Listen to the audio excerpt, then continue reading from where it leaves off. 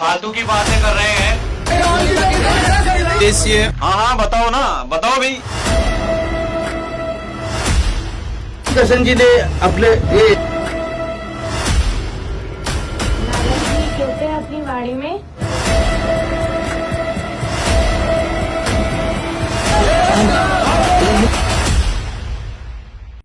दर्शकों नमस्कार, स्वागत है आपका हमारे चैनल पर। जैसा कि हमारे चैनल की टैगलाइन है, सच जो आप जानना चाहते हैं, तो आज सतलोक आश्रम में हम उपस्थित हैं और यहाँ पर एक डिबेट का आयोजन किया जा रहा है। और इस डिबेट में हमारे साथ बहुत से लोग हैं जो विभिन्न धर्मों से जुड़े हुए हैं, विभिन्न पंथों से, विभिन्न जातियों से जुड़े हुए हैं। और इस डिबेट में आज हम चर्चा करेंगे हु इज गॉड, परमात्मा कौन है। देखिए, हम सब भगवान को मानते हैं और कहते हैं कि सबका मालिक एक है, फिर भी सबके अपने अपने अलग अलग भगवान हैं। कोई कृष्ण जी को भगवान मानता है, कोई शिव जी को भगवान मानता है, कोई ईसा मसीह को भगवान मानता है, कोई अल्लाह को, कोई गॉड को। और कुछ लोग हैं जो कबीर साहिब को भगवान मानते हैं। अब इसका कोई पैमाना तो होना चाहिए जिससे यह निर्धारित हो सके कि वास्तव में परमात्मा, वास्तव में सृष्टि का रचनहार कौन है। क्यों ये होना चाहिए कि नहीं होना चाहिए? तो आज की हमारी डिबेट का जो भी टॉपिक रहेगा वो परमाणु के साथ रहेगा। हमारे साथ अभी जो स्टूडियो में मौजूद हैं, सतलोक आश्रम से भी लोग आए हुए हैं और इधर जो आम जनता के जो लोग हैं वो भी जुड़े हुए हैं। तो इनके भी विचार जानेंगे। जी, इस डिबेट में आज हमने परमाणु को लिया है, तो इसमें आपकी क्या राय है? चलिए, आपने पैमाने की बात कही, तो आप वेदों को मानते हैं ना, और आप वेदों को क्या दर्जा देते हैं? बताइए, यदि इस डिबेट का टॉपिक यदि सदग्रंथों को लें, प्रमाणों को लें हिंदू धर्म के, तो इसमें आपकी क्या राय है? वेदों की बात कही जाए तो जैसे कि अगर प्रमाणित तो हमारे शास्त्र है ही है। अगर वेदों को और अपने गीता जी को जो भी नहीं मानता है वो हिंदू है ही नहीं। बिल्कुल, ये तो जायज है। यदि कोई धर्मी, चाहे वो हिंदू धर्म का है, तो वो यदि वो वेदों और गीता को नहीं मानेगा तो इट मीन्स वो हिंदू ही नहीं है। तो सभी धर्मों के जो सदग्रंथ होते हैं वो आधार होते हैं उस धर्म का। तो ये बात तो सही है कि इनको सभी को ये मान्य है कि जो भी बहस होगी वो परमाणु के साथ में होगी।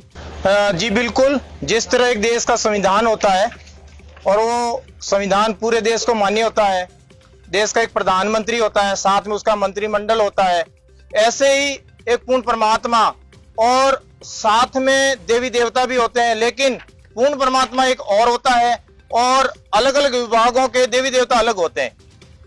तो अब हम बात करते हैं कि वो पूर्ण परमात्मा कौन है जिसने वो लीलाएं की है, और वो लीलाएं वो वेदों में भी वर्णित है।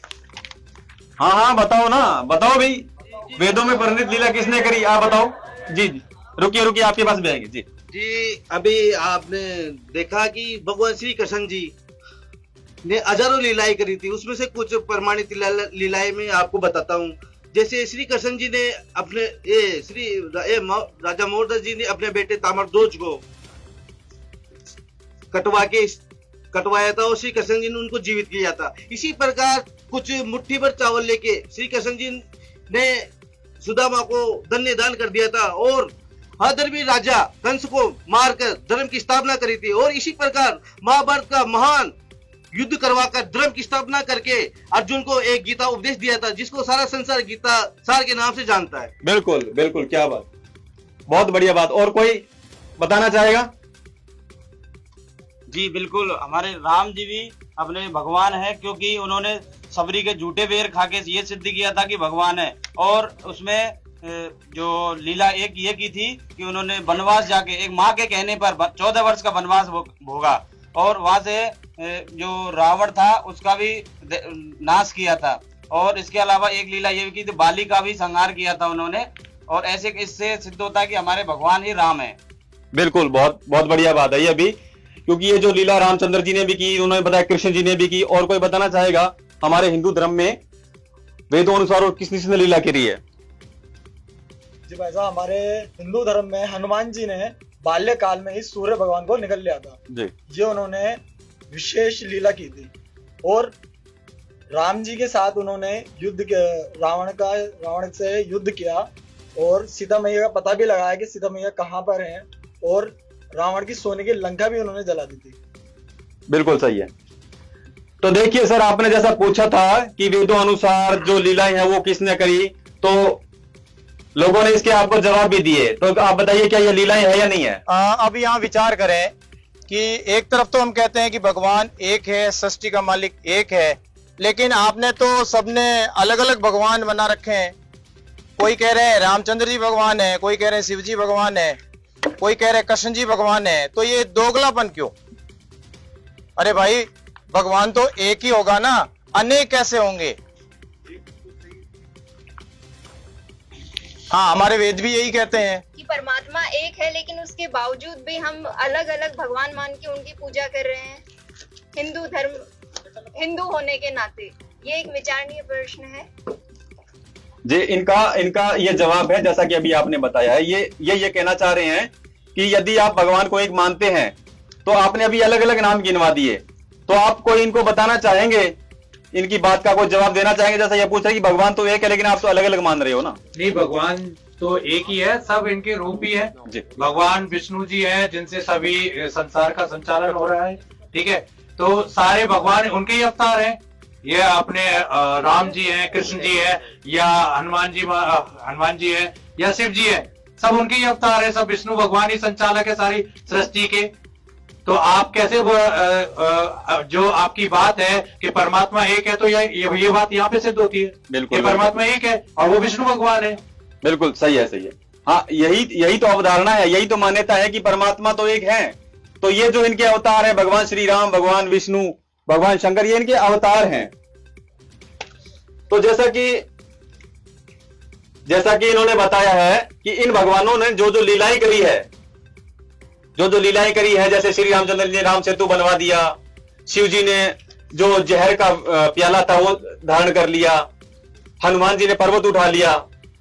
तो इन लीलाओं के आधार पर क्या ये भगवान साबित नहीं होते? क्या जवाब देंगे इसका? देखिए सर, जैसे कि इन्होंने कहा रामचंद्र जी ने सेतु बांध बनाया, तो आपको बताना चाहेंगे कि उस समय रामचंद्र जी से पुल नहीं बना था। 3 दिन तक घुटनों तक पानी में खड़े रहे थे, उनके पास अग्निबाण था, और तीसरे दिन उन्होंने अग्निबाण चढ़ा लिया कि अब चलाएंगे और समुद्र को सुखाएंगे।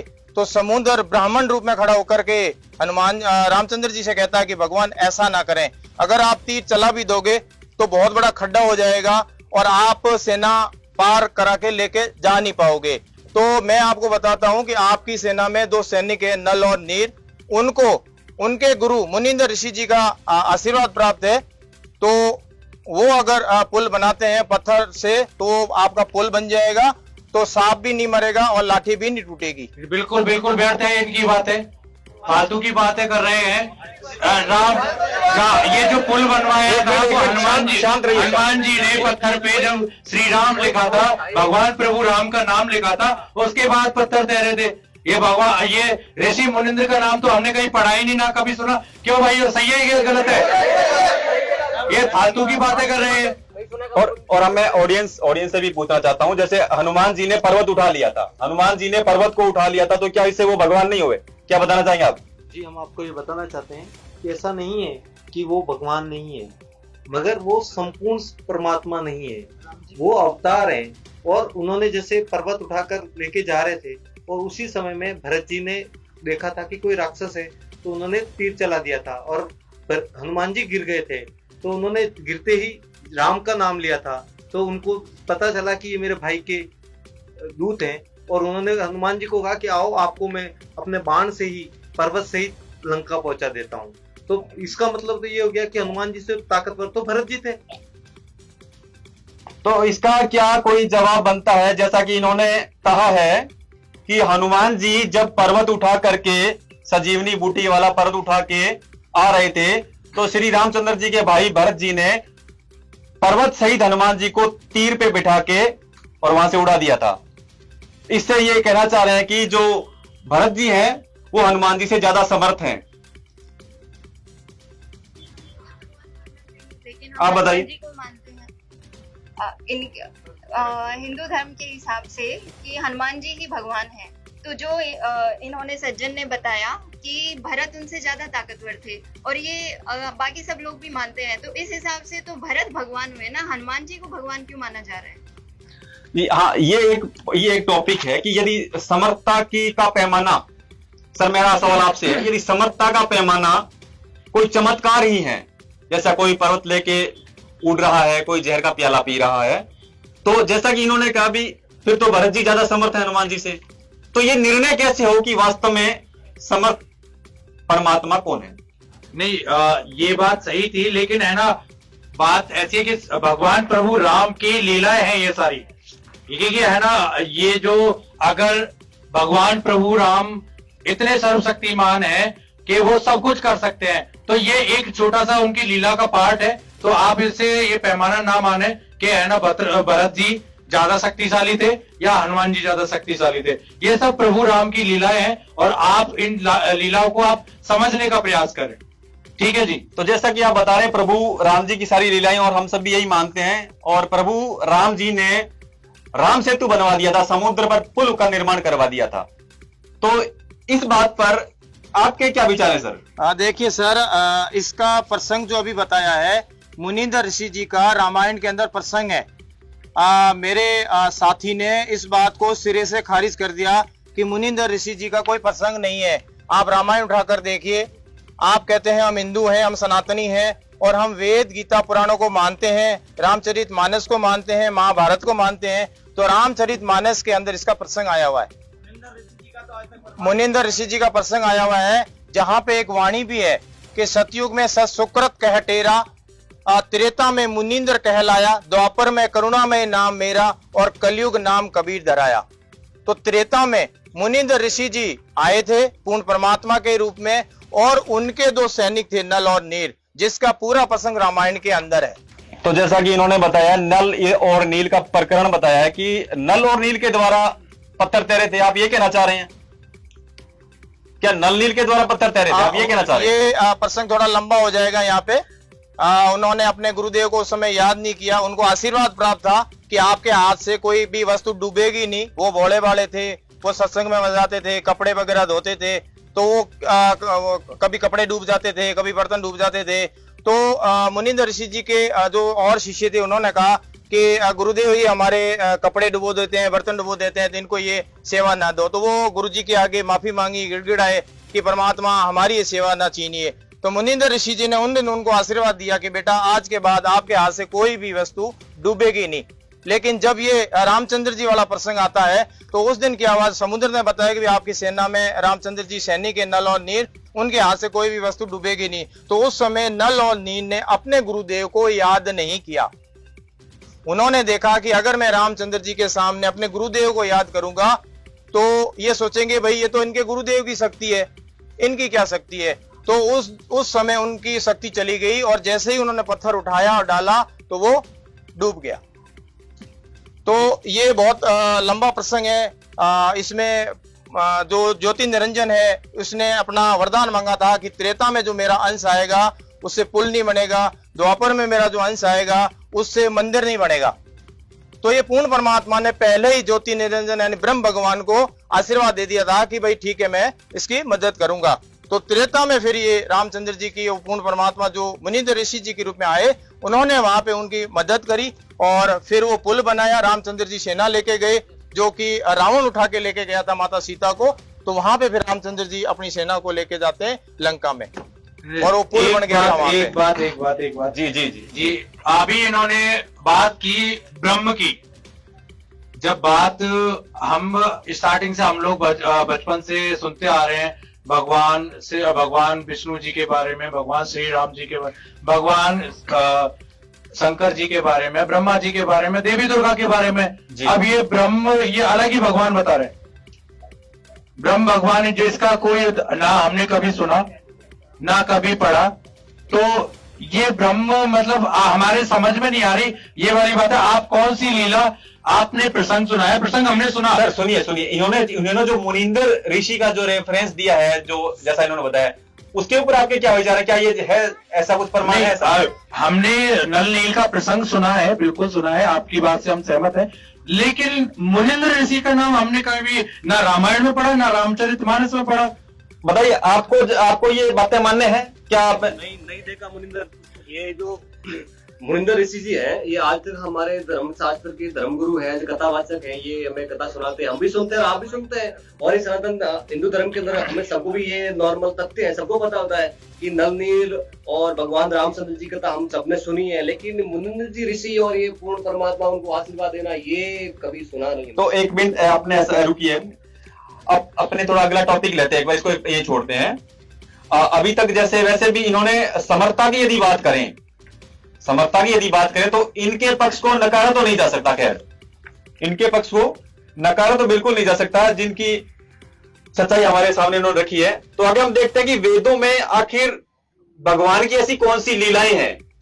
जैसे लीलाओं का बात चल रही थी, तो ऐसी कौन सी लीलाएं हैं या ऐसे कौन से गुण हैं जिससे उसे एक वास्तविक परमात्मा का कोई रहस्य उजागर होता है। बताइए सर, आप वेदों में से कौन सी लीलाएं बताई गई है जिससे? वेदों में काफी ऐसी लीलाएं हैं जो पूर्ण परमात्मा ने धरती पे आकर की। जब परमात्मा धरती पे आता है तो उसकी परवरिश कंवारी गायों से होती है। पूर्ण परमात्मा धरती पर शिशु रूप में प्रकट होते हैं और सहज शरीर प्रकट होते हैं शिशु रूप में। रोकना चाहूंगा, ये कंवारी गाय का दूध, ये चैप्टर आप कहां से ले आए? आप बताइए सर, कुछ है? नहीं, कवारी गाय का दूध कैसे दे सकती है? ये बिल्कुल बिल्कुल झूठ है ना। नहीं, ना तो हमने किसी शास्त्र में पढ़ा। अगर हम अपने वेद शास्त्रों की बात करें तो हमने कभी पढ़ा नहीं। आपने पता नहीं कौन से शास्त्र पढ़ लिए, आपके पास कोई प्रमाण है तो बताओ, नहीं तो फिर ये अपनी जो व्यर्थता की बातें हैं इनको ना करें सबके सामने, क्योंकि हमारा जो समाज है उसके सामने आप ऐसी बातें करोगे तो समाज हमारा भ्रमित होगा। हम सनातन धर्म का प्रचार कर रहे हो और ये हमारे सनातन धर्म को खराब कर रहे हैं। बिल्कुल सर, बात इनकी जायज है। देखिए, कंवारी गाय का और दूध, ये तो वैसे भी वैज्ञानिक तौर पर भी देखें तो भी प्रमाणित नहीं है बात। कंवारी गाय और दूध, और अगर ऐसा है हो भी जाता है तो ये तो भी पाप, ये तो एक पाप होगा ना। ये चैप्टर आप लाए कहां से हो? देखो सर, जिस परमात्मा ने ये सृष्टि बनाई, 1 सेकंड में सृष्टि रच दी, सारे ब्रह्मांड बना दिए, तो उसके लिए असंभव कुछ नहीं है, वो कोई भी लीला कर सकता है। और आपने बोला कि ये कंवारी गाय का प्रसंग कहां से आ गया, दूध कैसे आएगा, और आप हिंदू धर्म की बात कर रहे हैं, आप सनातन धर्म की बात कर रहे हैं, आप वेद गीता की बात कर रहे हैं, और आपको वेद और गीता का क्या है भी पता नहीं है। आपने भगवा वेश धारण कर लिया, चंदन लगा दिया, मालाएं पहन ली, अच्छा, दाढ़ी जटा बढ़ा ली। तो इसका मतलब ये ऐसे मुंह उठा के आ गए ये बिल्कुल। क्या आपने वेदों का अध्ययन नहीं किया? नहीं, हमने बिल्कुल अपने वेदों को पढ़ा है बिल्कुल। और इन्होंने आप ऐसे कैसे कटाक्ष कर सकते हैं? इन्होंने वेद नहीं पढ़े। बिल्कुल ये तो हमारे जो भ्रष्ट हैं उनके ऊपर ही हमारे सनातन धर्म की पहचान है। अगर उसके ऊपर ही खंडन कर रहे हैं तो हमारी अगर इन्होंने वेद पढ़े होते तो ये बात ऐसी कभी नहीं करते। हमारे ऋग्वेद मंडल 9 सूक्त नंबर 1 मंत्र नंबर 9 के अंदर कहा गया है कि वो परमात्मा जब धरती पे आता है तो उसकी परवरिश अधनन्या धेनु से होती है। अधनन्या धेनु, ये वेदों में लिखा हुआ है। और आपको ऋग्वेद मंडल 9 सूक्त नंबर 1 मंत्र नंबर 9 फिर दोबारा आपको रिपीट करके बता रहे हैं कि इसमें भी लिखा हुआ है कि अधनन्या धेनु से उस पूर्ण परमात्मा की परवरिश होती है। कंवारी गाय से, जिसको बैल ने टच नहीं किया, वो उस कंवारी बच्चिया से, गंवारी गाय से पूर्ण परमात्मा की परवरिश होती है, उसका वो दूध पीता है। ये हमारे वेद कह रहे, हम नहीं कह रहे। जिसको आप सिरोधार्य मानते हो, वेद को सनातन धर्म मानता है कि ये झूठे नहीं है, सच्चे हैं, तो ये वेद के अंदर लिखा हुआ है और आप उठा के प्रमाण देखें। सर, वैसे तो ये बात देखो मानने योग्य है नहीं, लेकिन फिर भी जैसा आपने प्रमाण दिया है तो उसको चेक भी कर लिया जाएगा। तो इसके अलावा और बताइए, और क्या लीलाएं हैं? इसके अलावा परमात्मा शिशु रूप में प्रकट होता है धरती पे जब आता है। ऋग्वेद मंडल 9 सूक्त नंबर 96 मंत्र नंबर 17। और वो परमात्मा कबीर गिरवी, कबीर वाणी के द्वारा ऊंचे स्वर में कविताओं के द्वारा ज्ञान को बताते हुए वो परमात्मा कबीर देव होता है। वो परमात्मा कबीर होता है, हमारे ऋग्वेद मंडल कह रहा है 9 सूक्त नंबर 96 मंत्र नंबर 17 के अंदर। वह परमात्मा पाप नाशक है। अगर घोर से घोर पाप भी है तो पूर्ण परमात्मा पापों का नाश कर देता है। कबीर अंगारी असी, पापों का शत्रु है कबीर। कबीर बम्बारी असी, कबीर बंधनों का शत्रु है, यानी आपको बंधनों से छुड़ाने वाला, बंदी छोड़ भी उसको कहते हैं। तो ये हमारे वेद के अंदर वर्णित है ये बात। चलो ठीक है, एक बार भी आपकी बात मान भी लेते हैं। परमात्मा जब धरती पे आता है शिशु रूप में, तो वापिस शरीर आता है, शरीर वापिस जाता है सतलोक।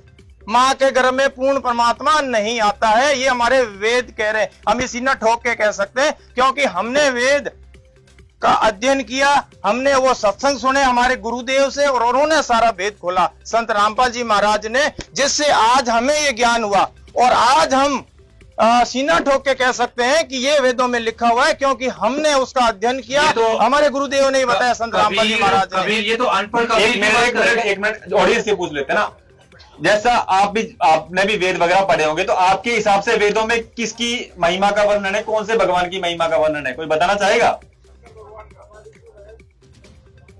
हाँ बताएं, वेदों में किसकी महिमा का वर्णन है? वेदों में कबीर परमात्मा के बारे में बताया है। कबीर? ये अनपढ़ कबीर, मतलब जिसको जो कबीर, एक मिनट, कबीर कौन से कबीर, कौन सा कबीर? कबीर जी परमात्मा है, इसका प्रमाण हमारे वेदों में। कबीर संत की बात कर रहे हो आप? संत कबीर हुए उनकी बात कर रहे हो? हाँ जी बिल्कुल। तो अरे सर, आप कबीर और परमात्मा, ये संत कबीर, ये संत थे और इनको आप भगवान बता रहे हो? जो अनपढ़ थे, जो जुलाए थे, जो मतलब कपड़े बुनने का काम करते थे, जिनके घर में 2 वक्त की रोटी नहीं है, वो भगवान कैसे हो सकता है? नहीं हो सकते, गलत है। मतलब आप जनता, आप सभी को मूर्ख बना रहे हो, आप बेड़ा गर्क करने लग रहे हो। आप अपने धर्म ग्रंथों को पढ़ा लिया आपने, आप अपने धर्म ग्रंथों का नाम लेके आप झूठ परोस रहे हो सबके सामने। ये बिल्कुल व्यर्थ की बात है। क्यों भाइयों? बिल्कुल सही है। शांत, एक मिनट शांत साहब, देखिए जी सर, अब ये बता रहे थे वेद बहुत पुराने हैं, अनंत युगों से वेद है, लेकिन कबीर जी का जन्म तो 600 साल पहले हुआ था, तो कैसे हम मान ले कि कबीर जी वेदों में है? ये जायज, ये बिल्कुल जायज सवाल है इनका। आप बताइए। इन्होंने जैसा कहा कि कबीर साहिब जी 600 साल पहले आए, जैसा कि आप लोग जानते हो, लेकिन कबीर साहब अपनी खुद स्वयं की वाणी में क्या कह रहे हैं?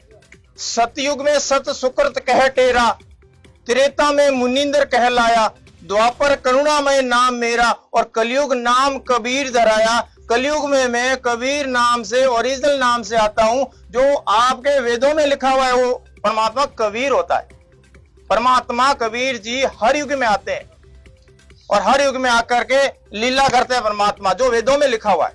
तो इन लीलाओं का क्या प्रमाण है वेदों में? क्या कबीर का नाम भी वेदों में लिखा हुआ है? जी बिल्कुल, कबीर परमात्मा का नाम वेदों में लिखा हुआ है। ऋग्वेद मंडल 9 सूक्त नंबर 96 मंत्र नंबर 16 के अंदर, कि वो परमात्मा शिशु रूप में प्रकट होता है और उसका नाम कबीर होता है। क्या कहना चाहेंगे आप? श्रीमद् भागवत गीता अध्याय 8 में कबीर परमात्मा का वर्णन है। मध्य भगवत गीता में और कबीर का वर्णन, सर क्या यह जायज है? मध्य भगवत गीता में कबीर का वर्णन? नहीं, बिल्कुल गलत है ये तो। हम मतलब कबीर जी का वर्णन, मतलब हमने भगवत गीता को पढ़ा है, मतलब कहीं पे भी कबीर जी का नाम नहीं है सर। कबीर वर्ड ही नहीं है, कबीर भगवत गीता में नहीं है। एक सर, मेरा एक क्वेश्चन है, आप हम सबको क्यों मूर्ख बना रहे हो? उसमें तो कवि शब्द लिखा है, कवि शब्द का अर्थ आप कवि को कबीर कर रहे हो, ये कैसे साबित हो सकता है? देखिए सर जी, या कवि कभी सर्वज्ञ नहीं हो सकता, और कवि का मतलब कबीर परमात्मा ही है।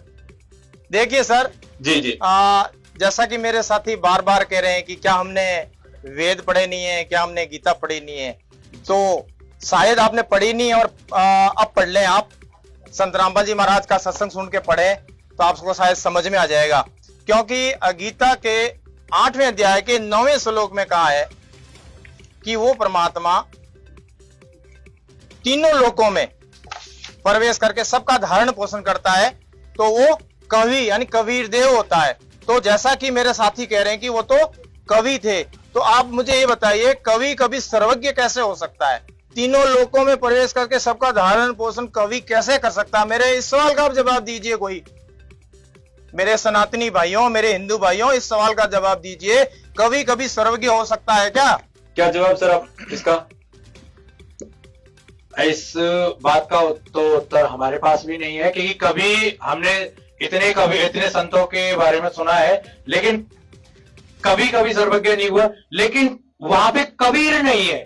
हाँ, ये भी देखो, आप उसमें कबीर शब्द है, आप उसको कबीर सिद्ध नहीं कर सकते, आप उसको कबीर सिद्ध नहीं कर सकते, क्योंकि वहां पे आप सिर्फ कबीर जी के बारे में ये बात आप कैसे बोल सकते हैं? सर यही कंसेप्ट क्लियर कर ले पहले। वैसे तो परमात्मा का जो मूलभूत स्वरूप है वो निराकार का है, जैसा कि हम सनातनी मानते हैं। तो जैसा कि इन्होंने लीलाएं बताई है, जैसा इन्होंने बताया कि वेदों में बताया कि वो कंवारी गायों का दूध पीता है, शिशु रूप में प्रकट होता है, पापों का वो नाश कर देता है। तो इस हिसाब से परमात्मा साकार है या निराकार? सर एक मिनट, जैसा कि इन्होंने कहा कि भाई कभी सर्वज्ञ नहीं हो सकता, ही तो एक्सेप्ट कर रहे हैं, लेकिन ये कह रहे हैं जो कवि लिखा हुआ वहां पे उसका कबीर देव नहीं है। तो ऋग्वेद मंडल 9 सूक्त नंबर 96 और मंत्र नंबर 18 क्या कह रहा है कि वो परमात्मा एक कवि की उपाधि प्राप्त करता है और वो धूलोक के तीसरे पृष्ठ पर विराजमान है, सिंहासन पर बैठा है।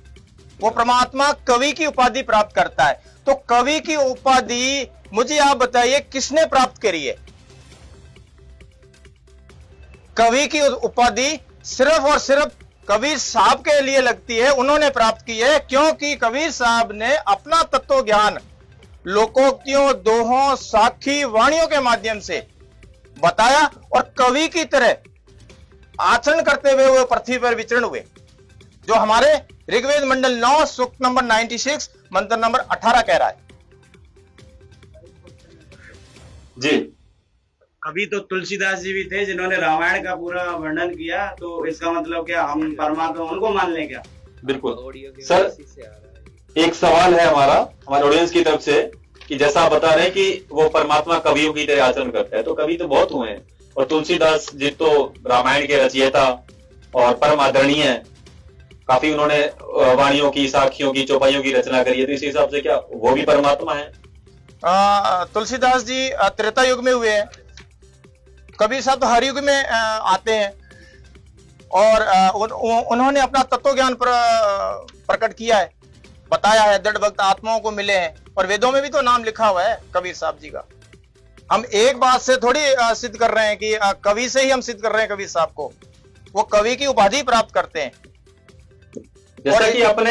जैसा कि आपने अभी बताया कि वेदों में ऐसा प्रमाण है कि वो परमात्मा राजा के समान दर्शनीय है और वो अपने सिंहासन पर विराजमान है। तो राजा के समान अगर दर्शनीय है तो वो साकार है, तो इसका मतलब उसको फिर किसी ने देखा होगा। किसने देखा परमात्मा को? भाई किसी ने देखा परमात्मा को? जी बिल्कुल, परमात्मा को देखा है। आप बताइए किसने देखा परमात्मा को? मैंने देखा परमात्मा को।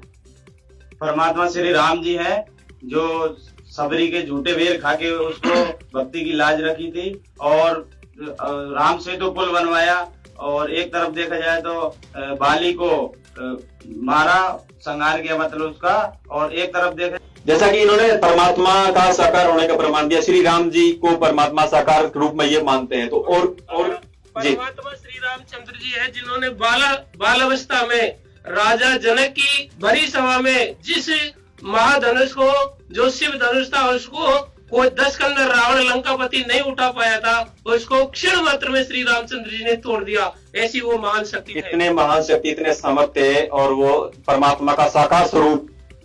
और कोई बताना चाहेगा परमात्मा के साकार स्वरूप के बारे में? जी, श्री राम जी के अवतार श्री कृष्ण जी भी है। उन्होंने महाभारत के युद्ध के अंदर एक विराट रूप बताया था, जिसको देखकर, इस विराट रूप को देखकर अर्जुन भी घबरा गया था। वो महान परमात्मा श्री कृष्ण जी है।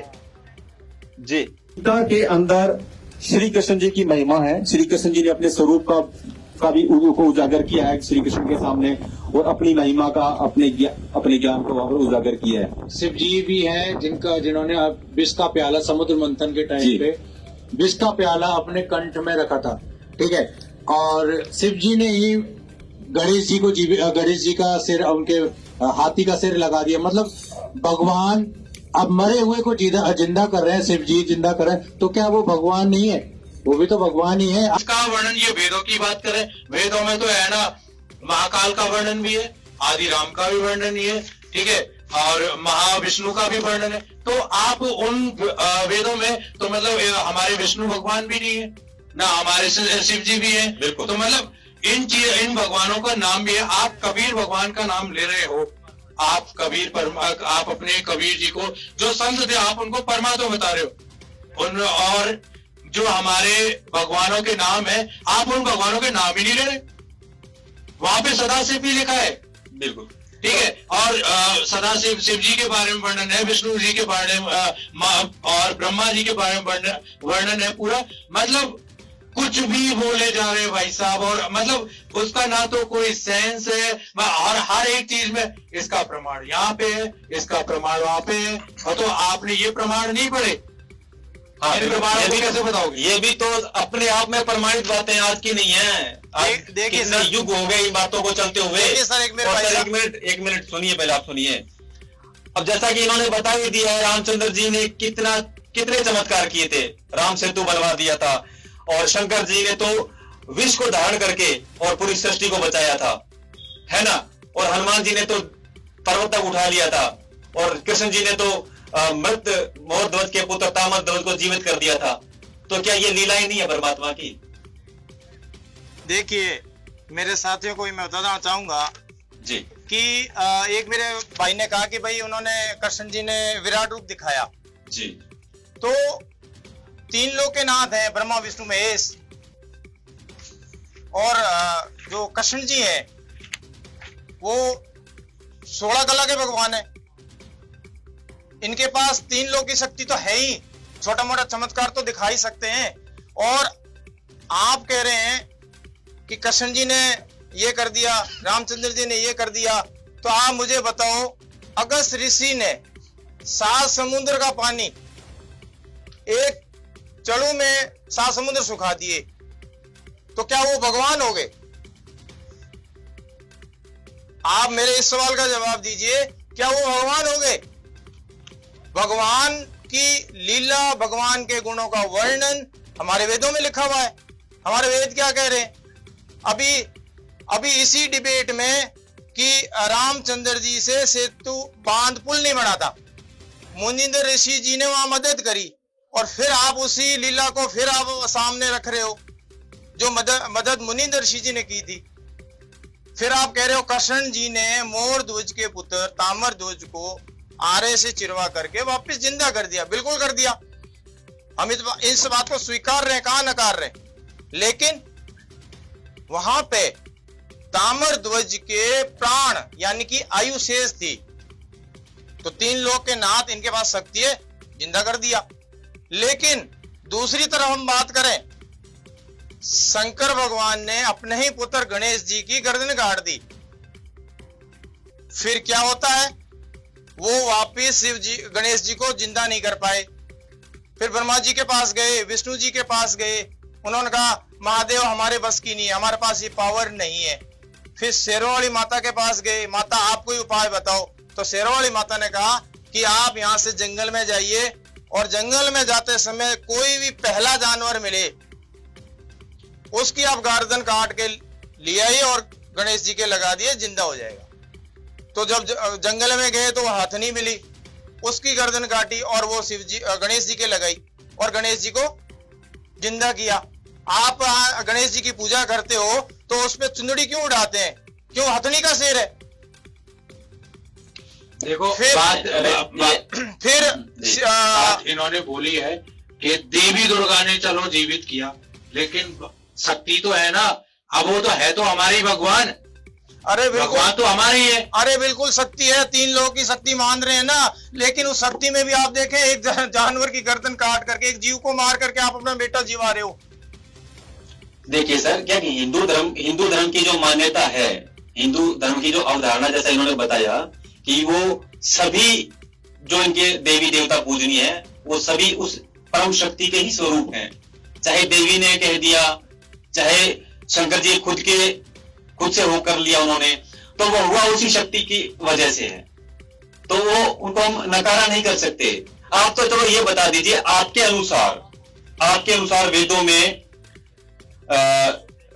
जो वर्णन है कि परमात्मा किसको मिलता है, कैसे मिलता है, उसका आप अपने हिसाब से बताइए, आप क्या मानते हैं?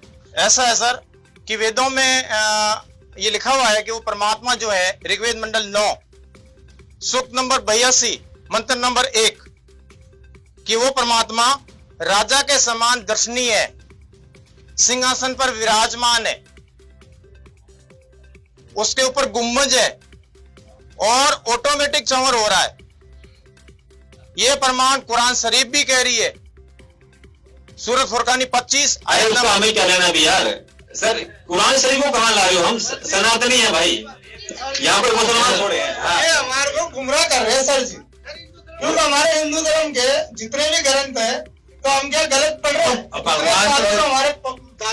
इसमें कुरान की कहां जरूरत? भगवान तो निराकार है, ये साकार बता रहे हैं। बताइए, भगवान तो निराकार है, क्यों भाई निराकार है या नहीं?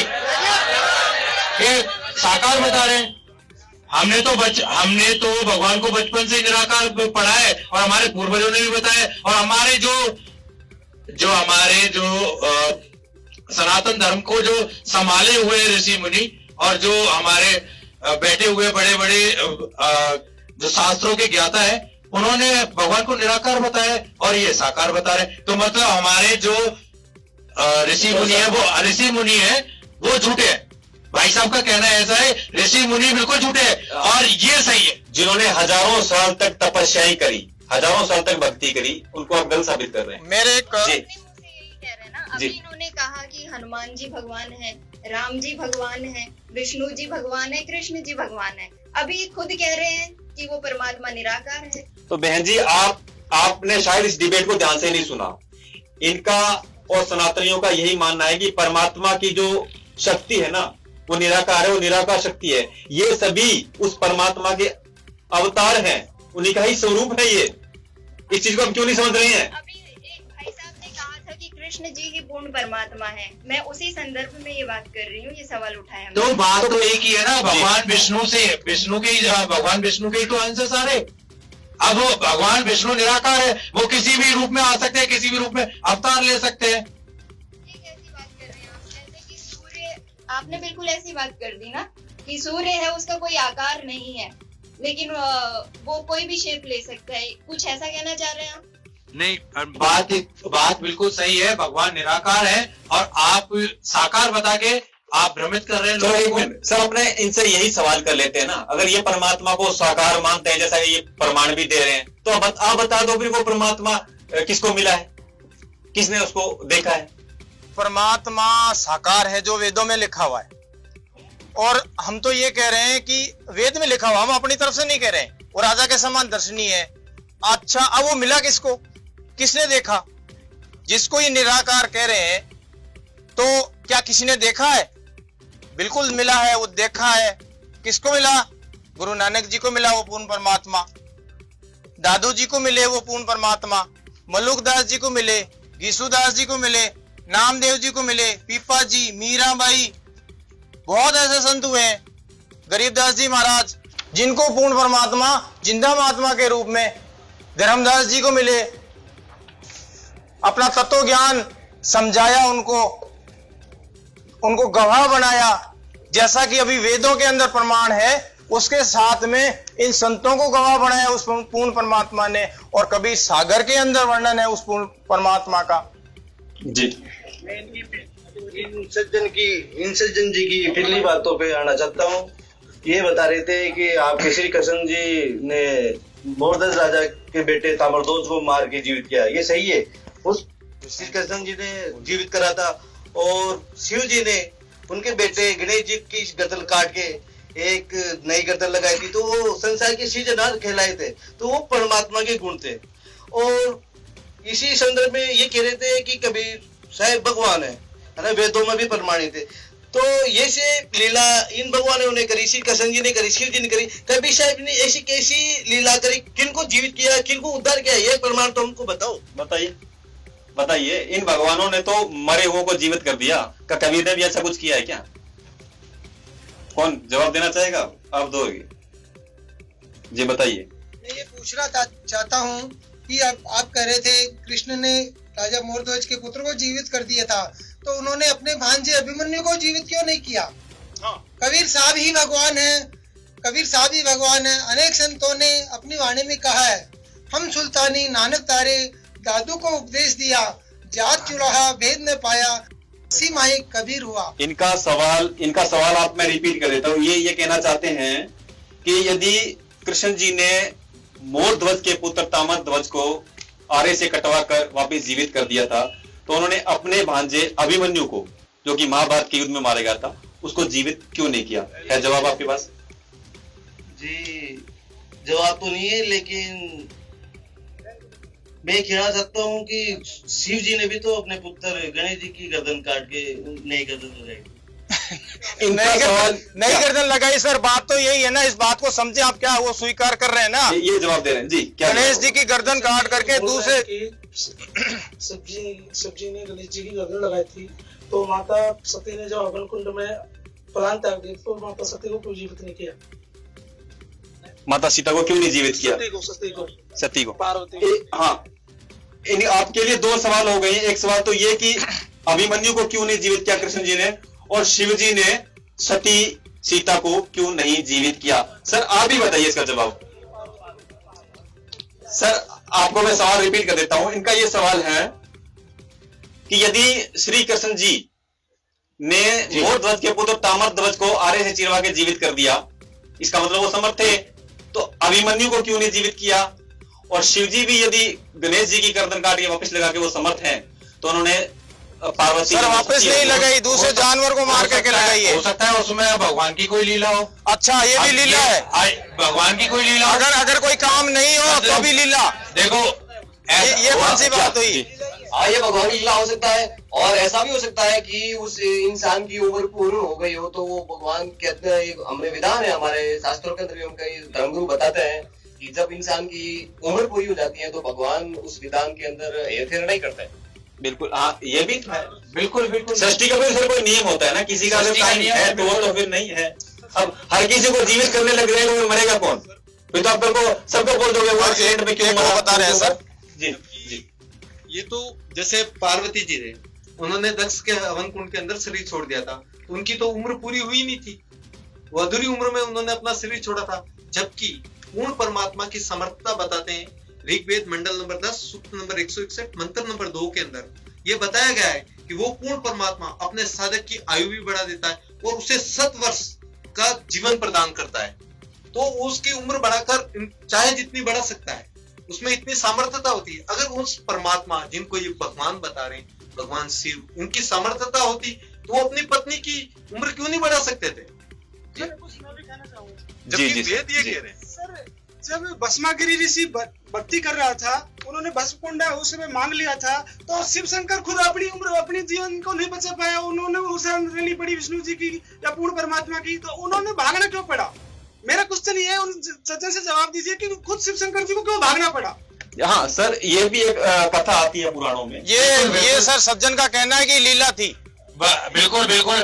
आप भगवान विष्णु की जो लीला है, शिव जी अपना जीवन नहीं बचा पाए, भगवान विष्णु की लीला के आगे। बिल्कुल नहीं, बिल्कुल आप बात सुनिए, क्योंकि हम आपकी बात जब आप बोल रहे हैं तो हम आपकी बात को बिल्कुल सुन रहे हैं शांति से। जी सर, तो आप भी हमारी बात शांति से सुनिए सर। ठीक है, भगवान विष्णु की ये जो मृत्यु वाला काम है, भगवान विष्णु जी अलग अलग रूप अवतार लेके आते हैं और सर्वनाश करते हैं। तो ये काम भगवान विष्णु के काम थे। तो आप शंकर जी को, जो काम शंकर जी का है वो शंकर जी कर रहे हैं, जो काम विष्णु जी का है जो वो विष्णु जी कर रहे हैं। आप उनकी लीलाओं में आप कैसे कह सकते हैं कि अगर आप ये बोलते कि है ना महिषासुर का वध नहीं हुआ, महिषासुर आप वो राक्षस आप बोल रहे हो राक्षस है, उसका वध नहीं हुआ होता, या फिर वो शंकर भगवान को हट मार के खुद बैठ गया होता उनकी गद्दी पे, तो आपका कहना होता जब उनका सर्वनाश हो गया ना उस राक्षस का, तो भगवान विष्णु हुए ना सर्वशक्तिमान। जी जी बताओ भगवान विष्णु सर्वशक्तिमान हुए या नहीं हुए? सर ये सज्जन जी बता रहे हैं कि भगवान शंकर जी से बड़े विष्णु जी हो गए, इनका कहना ये सिद्ध हो गया। तो अब ये बताएं कि जब नारद जी ने विष्णु जी को श्राप दिया कि तू एक जन्म तू पत्नी के वियोग में तू जीवन व्यतीत करेगा और दुखी होकर मरेगा, तो वो अपना श्राप को नहीं काट पाए थे। पूर्ण परमात्मा विष्णु जी है तो वो नारद जी का श्राप काट लेते। अरे सर इसका जी जी बताइए क्या क्या? सर कुछ चीजें संस्कारवश होती है, वो जो नहीं कर पाते वो। हाँ जी। कबीर साहब ने भी जब कमाल और कमाली को जीवित किया था तो उनकी भी तो जो आयु समाप्त हो चुकी थी और वो कमाली को तो कब्र में दबा दिया गया था। उसके बाद में जब कबीर साहब ने उनको जीवित कर दिया तो फिर वो ये श्री कृष्ण उनके भांजे को जीवित क्यों नहीं कर पाए? हाँ, प्रहार तो अच्छे खासे हो रहे हैं इधर दोनों तरफ से। सर आपको जवाब देना पड़ेगा ये यहाँ पर। जैसा इन्होंने पहले सवाल किया था, इधर से सवाल आया था भी, इन भगवानों ने ये लीलाएं करी, चमत्कार किए, मुर्दों को जीवित किया। कबीर ने क्या किया? तो जैसा ये बता रहे, कबीर ने कमाल और कमाली को जीवित किया जो दफन कर दिए गए थे। देखो कुछ शक्तियां अगर भक्ति करने से भगवान राम के, क्योंकि है ना भगवान जो कबीर जी का नाम ले रहे हैं उन्होंने भी राम भगवान का नाम लिया है, ठीक है। और उन भाई साहब का सवाल ये था कि आपने जैसा पिछले सवाल में जवाब दिया था उससे ये सिद्ध हुआ भी जो विष्णु है वो शिव जी से बड़े हैं। हाँ, ऐसा ही आपने कहा था। बिल्कुल बिल्कुल, विष्णु है जो शिव जी से बड़े हैं। तो उन विष्णु जी को नारद जी के श्रापवश राम रूप में आना पड़ा था। देखो ये भगवान की जो लीलाएं हैं ये अगर जो आप बोल रहे हो कि है ना राम भगवान को ये झेलना पड़ा, पत्नी का वियोग झेलना पड़ा, तो ये भगवान की लीलाएं हैं। और अगर मान लो कि किसी ने कुछ बात बोली और आपने उसका कहा मान लिया एक बार में, तो भगवान आप अपनी प्रार्थना भी तो करवाएगा। अब नारद जी भगवान के सामने उनकी तपस्या करेंगे तो भगवान उसके बदले में तो फल देंगे। अगर आप फल नहीं देंगे, अगर आप भक्ति नहीं करेंगे उनकी, तो फिर आप कैसे उनसे फल की उम्मीद कर सकते हैं? सही है। इसका मतलब ये सर एक बात बताइए, इस सृष्टि का जो एक मिनट है उस अकॉर्डिंग होता है ना ये तो। एक मिनट सर, ये सज्जन बार बार लीला का कह करके उसको बात को टाल देते हैं। नहीं, आप बताइए ना मेरे को, जब ये बात थी हमारी कि कबीर साहब जी किस किस को मिले, आज बात को जवाब भी नहीं दिया। आज आपने बताया आज के समय में, तो आप या तो उस बात का आंसर दीजिए। एक मिनट सर, पहले क्या होता था कि पंडित लोग, ब्राह्मण लोग संस्कृत जानते थे। दूसरा जो वर्ग समुदाय था उसके पास में संस्कृत का ज्ञान नहीं था, तो संस्कृत का श्लोक बोल करके वो दूसरे समुदाय के लोगों को बातों में ही या बोली में ही हरा देते थे। अब ये लीला का कहते हैं, तो हमारी जब बात शुरू हुई थी कि भाई वो पूर्ण परमात्मा जो है जिसने लीला की उसका वर्णन वेदों में लिखा हुआ है, उसका प्रमाण हमने बताया। अब आप लोगों ने लीला का कह करके कहीं प्रमाण नहीं बताया। अब ये बताइए कि आप एक तरफ कह रहे हैं कि ये शिव जी की लीला है, भस्मा गिरी की जब बात आती है वहां पे भी आप लीला कह रहे हैं, तो भस्मा गिरी ने शीर्षासन करके 12 साल तक शिव जी के द्वार पे तपस्या करी। किस लिए करी? शिव जी को प्रसन्न करने के लिए करी ना। लेकिन ना, उसकी तो कुदृष्टि थी। क्यों? उसको पता था कि शिव जी के पास में एक कड़ा है, अगर ये कड़ा मुझे मिल जाए और जिसके सिर के ऊपर मैं रख दूं भस्म हो जाएगा। तो उसका उद्देश्य क्या था? 12 साल तक उसने करी और उसका ये उद्देश्य था कि ये कड़ा मुझे मिले और मैं पार्वती, अपन जिस भगवान को मानते हैं, इष्ट को मानते हैं, उनकी पत्नी हमारी माता हुई। तो उसका उद्देश्य था कि ये कड़ा लेकर के शिव जी को पहले मारूं और पार्वती को अपनी पत्नी बनाऊं, और यही हुआ। अगर शिव जी अंतर्यामी होते, उनको पता होता, तो 12 साल तक वो द्वार पे शीर्षासन करके तपस्या कर रहा था उसको वहां से हटा देते कि ये तो उल्टा काम करेगा, ये तो मेरे ही गले में पड़ेगी। शिव जी को पता नहीं था। तो कबीर एक तू अंतर्यामी, इस सृष्टि में ब्रह्मांड जितने भी ब्रह्मांड है, सृष्टि है, सिर्फ एक कबीर साहब है, वो अंतर्यामी है। उनको पता है कि आप क्या सोच रहे हो, वो है भगवान। कबीर एक तू अंतर्यामी, जो तुम छोड़ो हाथ तो कौन उतारे पार। तो यहाँ पे शिव जी को पता नहीं था। देखिए सर, जैसे ही कड़ा आया, एक मिनट सर मेरी बात पूरी करूं ताकि किसी का कोई कॉन्सेप्ट क्लियर तो हो। तो जैसे ही कड़ा हाथ में आया, भस्मागिरी से वो भस्मासुर बन गया, राक्षस।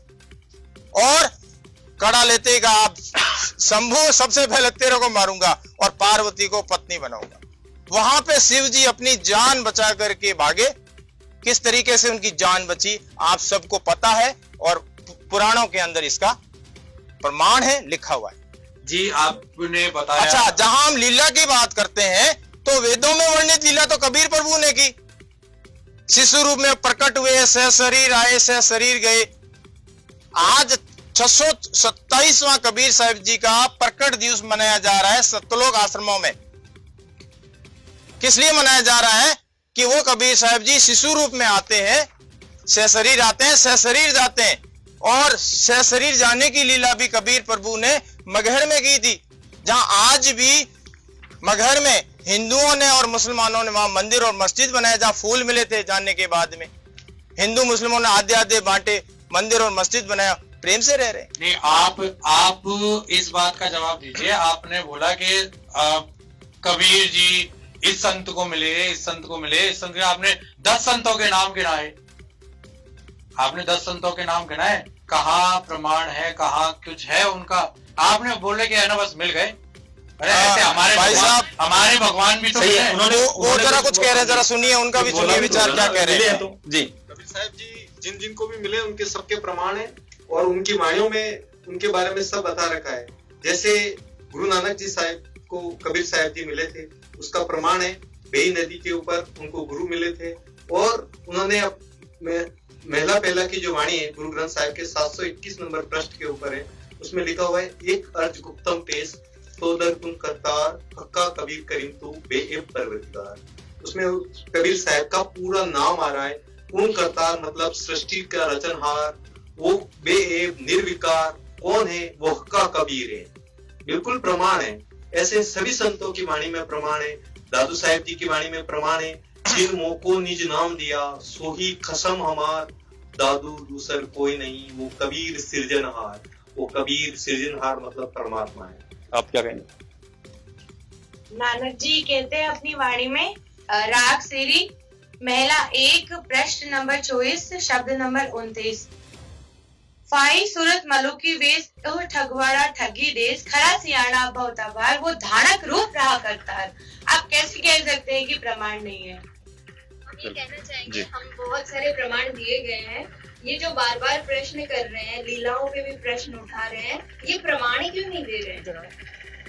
हाँ, वो भी आएंगे। एक मिनट और भी कोई संतों का है प्रमाण आपके पास? जी एक मिनट आता हूँ। दादू जी ने अपनी वाणी में कहा है, जिन मोकू निज नाम दिया सोए सतगुरु हमार, दादू दूसरा कोई नहीं, कबीर सृजनहार। दादू जी की वाणी में प्रमाण। ठीक है जी। गरीबदास जी की वाणी है कि अलल गरीबदास जी, ये कौन है? ये हरियाणा में है, हरियाणा के संत हैं। अच्छा। और इनको कबीर परमात्मा के मिले थे। इन्होंने कहा कि अलल पंख अनुराग है, सुन मंडल रहे धीर, दास गरीब उधार या सदगुरु मिले कबीर। तो कबीर परमात्मा इनको आके मिले थे और इनका मोक्ष किया। पानी से पैदा जी पानी से पैदा नहीं, श्वासा नहीं शरीर, और अन्न आहार करता नहीं, ताका नाम कबीर। जी जी मलुआ जी। चार दाग से सतगुरु न्यारा अजरो अमर शरीर, खोजो दास मलुक सलूक कहे, खोजो कसम कबीर। नहीं हमने जी अब एक मिनट आते हैं गरीबदास जी को जानते ही नहीं, क्योंकि इन्होंने अभी तक जो प्रमाण दिए हैं वो अलग अलग धर्मों के गुरुओं संतों के दिए हैं। अभी तक हमारे हिंदू धर्म का एक भी संत का प्रमाण नहीं दिया। गरीबदास जी को बता रहे हैं, गरीबदास जी को हम आज तक पहचाने नहीं, जाने नहीं, कौन है गरीबदास जी ना, नाम सुना उनका, पता नहीं कहाँ से नाम लेकर आ रहे हैं। गरीबदास का प्रमाण दे रहे हैं, बेबुनियादी बातें कर रहे हैं हमको। अरे सर कितने संतों की वाणियों का प्रमाण दे। ये नानक जी कौन थे? बातें हैं सर नानक जी कौन थे? मीराबाई कौन थी? ये जो बातें हैं पूरे सनातन धर्म को खराब करने वाली बातें हैं। जो हमारे धर्म गुरु सनातन धर्म को लेके जा रहे हैं आगे, वो सनातन धर्म को खराब करने लग रहे हैं। अरे और नहीं गरीबदास जी का नाम आप इतने सारे संतों का नाम आपने दिया, आपने संतों का नाम बोला, हमने उसमें कोई हस्तक्षेप नहीं किया क्योंकि हमने भी उनका नाम सुना है। आपने मीराबाई का भी नाम लिया, मीराबाई तो कृष्ण भक्त थी, आप मीराबाई ने तो कृष्ण भगवान की पूजा करी थी, तो आप है ना मीराबाई का आप कबीर जी से नाम कैसे जोड़ रहे हो?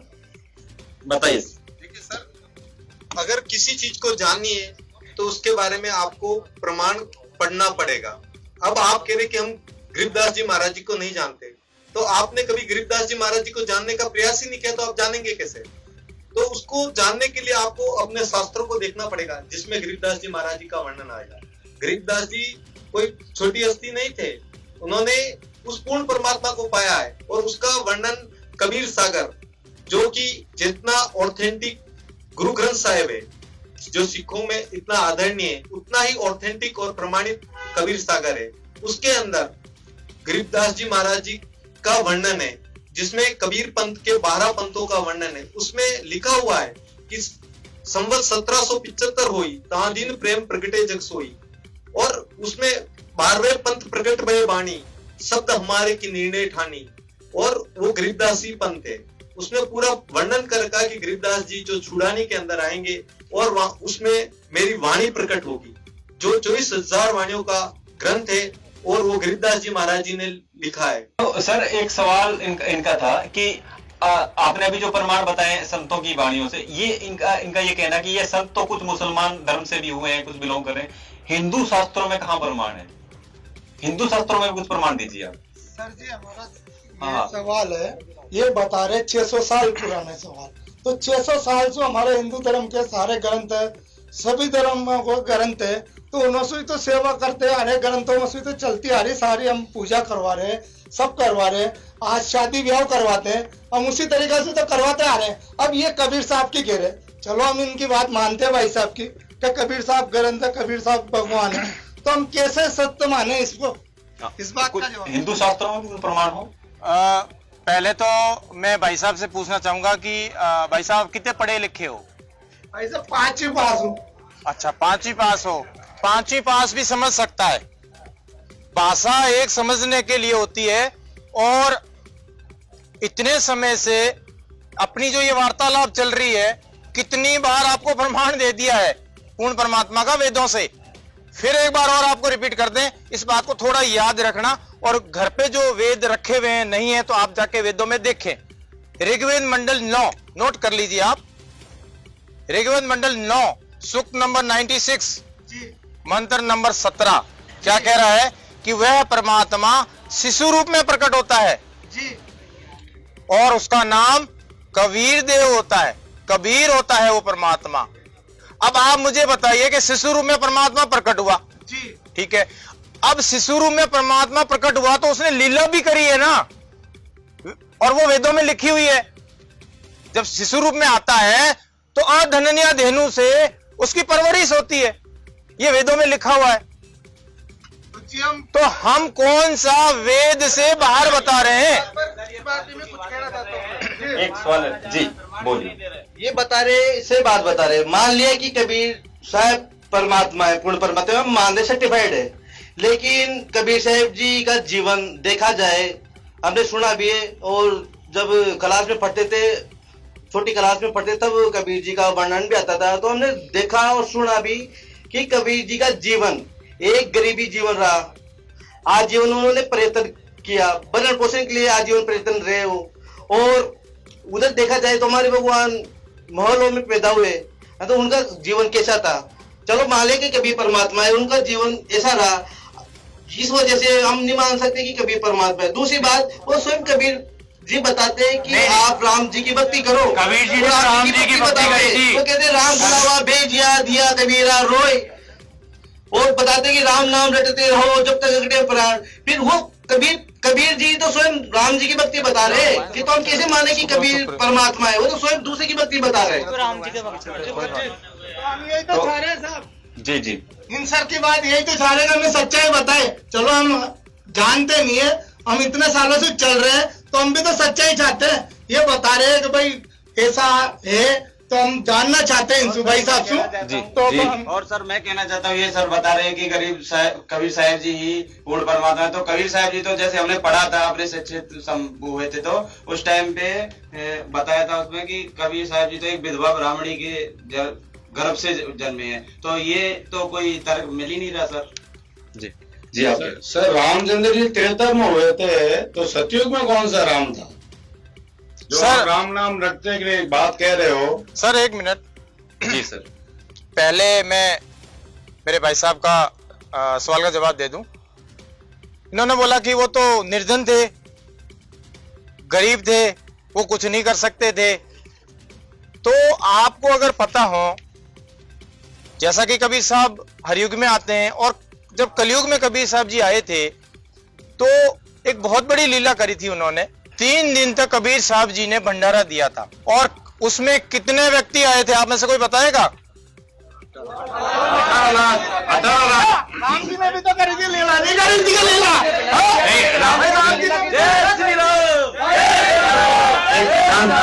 एक मिनट शांत हो जाइए, एक मिनट। नहीं, एक बात ये भी तो है, कबीर जी ने राम नाम जपने का बोला है, और कबीर जी ने खुद अपनी बाड़ी में बोला है, कबीर कुत्ता राम का मोतिया मेरा नाम, गले प्रेम की जेवड़ी खेचो जाओ जाओ। ठीक है, तो कबीर जी ने राम भगवान का नाम लिया है, राम नाम की जिक्र किया है। तो आप किस कबीर की बात कर रहे हो जो खुद राम नाम की? हम भी तो वही बोल रहे हैं कि राम भगवान ही तो है जो सर्वशक्तिमान है, और कबीर जी ने ही बोला है, राम बुलावा भेजिया दिया कबीरा रोए, जो सुख है संगत सत्संग में वो बैकुंठ में ना होए। मतलब राम के नाम के जपने के लिए हमेशा कबीर जी ने प्रयत्न किया है, हमेशा बोला है, और आप उन कबीर जी को परमात्मा बोले जो राम को भगवान बता रहे। देखो सर, जी सर, ठीक कह रहे हैं, ये वाणी भी है। तो कबीर साहब जी जब धरती पे आते हैं, और उन्होंने 3 तरीके से भूमिका अदा करी है। यहाँ पे कबीर साहब जी भगत बन करके भूमिका अदा करी, कबीर साहिब जी ने तत्वदर्शी संत बन करके ज्ञान समझाया, भूमिका अदा करी, और कबीर साहिब जी ने पूर्ण परमात्मा की वाणी के बारे में बताया कि भाई मैं ही कबीर परमात्मा हूं। वो वाणी भी अभी आपको बताएंगे, जहां पे सिद्ध होता है कि कबीर साहब भगवान है। 3 तरह की कबीर साहब जी ने भूमिका अदा करी इस धरती पे। जब कलयुग में आए कबीर साहब जी, तो कबीर साहब जी क्या कह रहे हैं? पत्थर पूजे हरि मिले, यहां भगत बन गए। सुनना, आप समझना इस बात को। पत्थर पूजे हरि मिले तो मैं पूजूं पहाड़, ताते तो चाकी भली पीस खाए संसार। यहां भगत बन गए कबीर साहब जी। फिर आगे क्या करते हैं कबीर साहब जी? अपनी वाणी में खुद कह रहे हैं, क्या कह रहे हैं?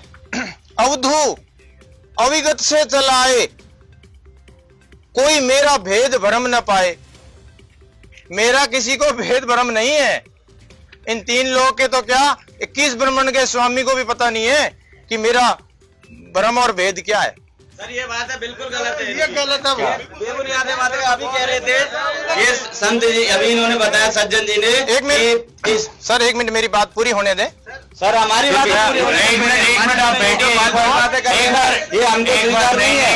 ये क्यों स्वीकार है? अभी इन्होंने बताया कि माँ के गर्भ से पैदा नहीं होता, ये लीला करते हैं। अब ये 3 तरीके की लीला बता रहे हैं। ये कोई तरक की बातें हो रही है क्या? बेबुनियाद बातें। 1 मिनट आप बैठिए, 1 मिनट आप बैठिए, 1 मिनट आप बैठ रुको, मतलब ही नहीं है। 1 मिनट। जी जी सर, मैं काफी वक्त से इनकी चर्चाएं सुन रहा हूँ। मुझे लगता है कि इन्होंने शास्त्र के ऊपर से जल्द भी नहीं देखी होगी अभी तक। इन महानुभाव ने पहले कहा था कि ये ब्रह्म कहां से आ गया। आपने गीता पढ़ी है? ब्रह्म कहां से आ गया? सबसे पहला टॉपिक मैं बताता हूं आपको, सुनो आप। गीता अध्याय 8 श्लोक 13, ओम इति एकाक्षरम ब्रह्म विहारन माम अनुस्मरण, मुझ ब्रह्म का स्मरण करने का सिर्फ एक ओम मंत्र है। फिर उसके बाद में 3 ब्रह्म बताते हैं आपको गीता अध्याय 15 श्लोक 16 और 17 में। फिर आपने कहा परमात्मा निराकार है, परमात्मा साकार है, गीता अध्याय 2 श्लोक 59 पढ़िए। पहले आप ना शास्त्रों को पढ़ के आइए। गीता में तीनों देवों का कहीं भी जिक्र नहीं है, ब्रह्मा विष्णु महेश का। सुनते जाइए आप, वेदों में कहीं पे भी ब्रह्मा विष्णु महेश का जिक्र नहीं है। कबीर साहब ने जिस राम के सुमिरन का कहा, राम एक पद है, परमात्मा का पद का नाम भी राम है। जैसे गीता अध्याय 7 श्लोक 18 में वासुदेव पद भी कहा गया है, बहु नाम जन्मान मानते ज्ञानवान माम प्रपदे वासुदेव स्वरमिति स्वयं आत्मा शु दुर्लभ है। यहाँ परमात्मा का उपमात्मक पद भी नाम वासुदेव भी है। परमात्मा का नाम राम कहा गया है, न कि दशरथ पुत्र राम को कहा गया है। आप अभी तक दशरथ पुत्र राम अटके के बैठे हैं। आप हर बार जहाँ चर्चा में अटकते हैं वहाँ टॉपिक चेंज कर देते हैं। आप पहले घर से अपने शास्त्र पढ़ के आइए, शास्त्र पढ़ के आने के बाद में आप चर्चा कीजिए। आपको शास्त्रों का क्या ज्ञान नहीं है। हमारे धर्मगुरु का खंडन कर रहे हो, इसका मतलब एक मैं ये बोल रहा हूँ, आप जिस भगवत गीता की बात कर रहे हो तो वो तो भगवान श्री कृष्ण ने बोली है। आप किस भगवत गीता की बात कर रहे हो? गीता श्री कृष्ण ने बोली नहीं है। अगर आपने गीता पढ़ी होती ना, गीता श्री कृष्ण ने बोली नहीं है। इसका प्रमाण यहीं पे 8 के 13 में, ओम इति एकाक्षरम ब्रह्म विहारन माम अनुस्मरण, मुझ ब्रह्म का स्मरण करने का सिर्फ एक ओम मंत्र है, नथिंग एल्स। इसके अलावा कोई मंत्र नहीं है। यहाँ पे ये चीज प्रमाण होती है कि गीता बोलने वाला ब्रह्म है। सुनते जाओ, 1 मिनट आप सुनते जाओ। और इसकी अगर हम श्री कृष्ण को माने तो श्री कृष्ण जी एज ए विष्णु अवतार है, 16 कला 4 भुजा, जबकि गीता बोलने वाला 1000 कला 1000 भुजा। गीता अध्याय 11 श्लोक 32, सहस्त्राभाव तुम कौन हो? अर्जुन पूछ रहा है, हे सहस्त्राभाव तुम कौन हो? जबकि श्री कृष्ण और अर्जुन तो सगे मामा बुआ के भाई थे।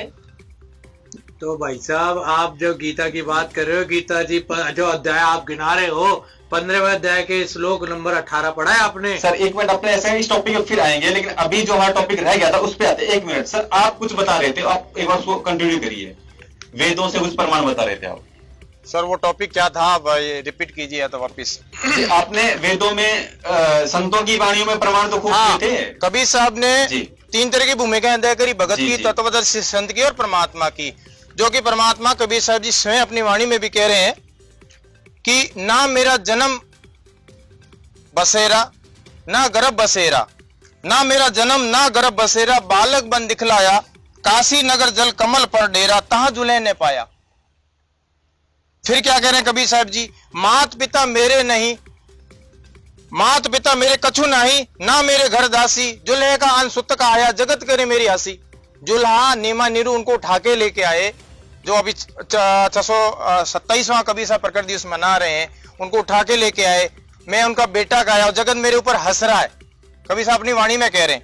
फिर कबीर साहब जी क्या कह रहे हैं, 5 तत्व का धड़ नहीं मेरा, जानू ज्ञान अपारा, शब्द स्वरूपी नाहिम साहिब का सो है नाम हमारा।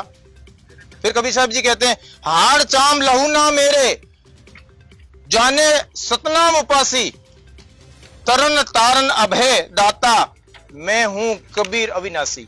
अविनाशी किसको कहते हैं? जो जन्मता नहीं है, मरता नहीं है, मां के गर्भ में नहीं आता है, वो अविनाशी परमात्मा होता है, वो अविनाशी राम होता है, और वो है कबीर साहिब जी अविनाशी राम। इसीलिए कबीर साहिब जी ने क्या कहा है, 3 गुणन की भक्ति में भूल पड़ियो संसार, कहे कबीर ना निज नाम बिन कैसे उतरे पार। जब तक आपके पास में निज नाम नहीं होगा, सार नाम नहीं होगा, आदि नाम नहीं होगा, आदि नाम नहीं होगा, तो आपकी मुक्ति नहीं होगी। आप ब्रह्मा विष्णु महेश की भक्ति करोगे तो इनके लोक में चले जाओगे। इनकी साधना करनी है, हमें साधना करनी है। कबीर साहिब जी कह रहे हैं हमें इनको छोड़ना नहीं है, इनका अनादर नहीं करना है। कबीर साहिब जी अपनी वाणी में क्या कह रहे हैं, तीनों देवा, 1 मिनट सर मेरी बात सुनिए, 1 मिनट, तीनों देवा ब्रह्मा विष्णु महेश, तीनों देवा कमल बसे, प्रथम तीनों देवा कमल दल बसे, प्रथम इनकी वंदना, इनका आदर सत्कार करो, फिर सुन सतगुरु उपदेश, अगला उपदेश सुन। सतगुरु क्या कह रहे हैं, किसकी आपको पूजा करनी है, तो हमें पूजा पूर्ण परमात्मा की करनी है, और साधना हमारे आदरणीय देव ब्रह्मा जी, विष्णु जी और शिव जी की करनी है, जो जिनके ओरिजिनल मंत्र वर्तमान में संत रामपाल जी महाराज दे रहे हैं। आप आइए, इनसे नाम लीजिए संत रामपाल जी महाराज से और अपना मोक्ष करवाइए। सर एक मिनट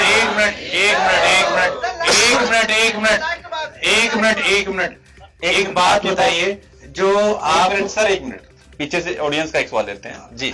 हाँ जी, बोलिए जी सर। सर जैसा कि इन्होंने बताया कि कबीर जी ही बहुत बड़ी पावर है, वो महापुरुष थे, वो ज्ञानी थे, तो फिर उन्होंने एक हिंदू धर्म के गुरु रामानंद जी को क्यों गुरु बनाया?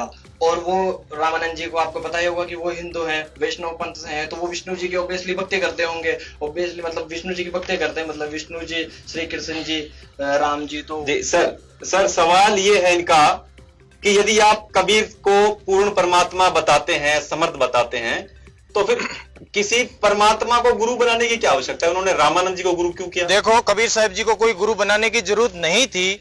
गुरु प्रणाली बनाए रखने के लिए उन्होंने ये लीला की और रामानंद जी को गुरु बनाया।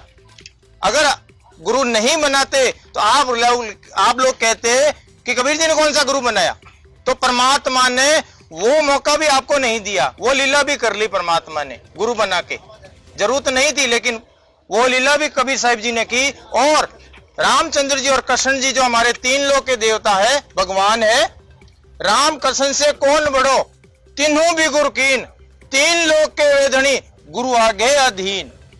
गुरु की बहुत महिमा बताई गई। गुरु गोविंद दोनों खड़े, काके लागू पाए, बलिहारी गुरु आपने गोविंदिया मिलाए।